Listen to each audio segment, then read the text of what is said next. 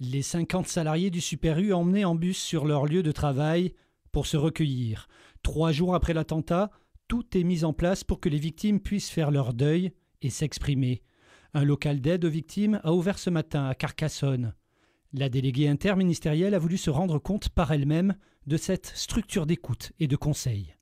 Vous savez qu'on a de l'expérience avec d'autres attentats, malheureusement, qu'on a connus en France, et qu'on a toujours cherché à améliorer le dispositif de prise en charge des victimes. Aujourd'hui, ce qui est important, c'est de savoir que dans l'immédiateté, juste après la crise, il y a des besoins spécifiques qu'expriment les victimes.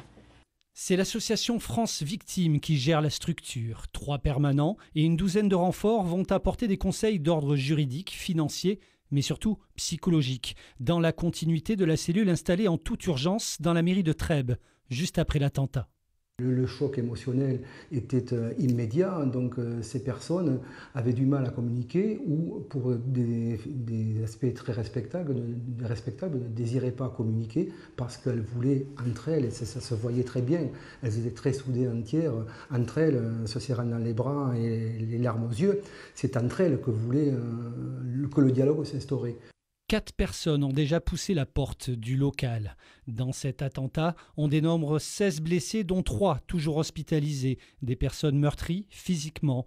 Mais c'est sans compter les proches, les témoins et les habitants de Trèbes qui garderont des blessures au plus profond de leur âme.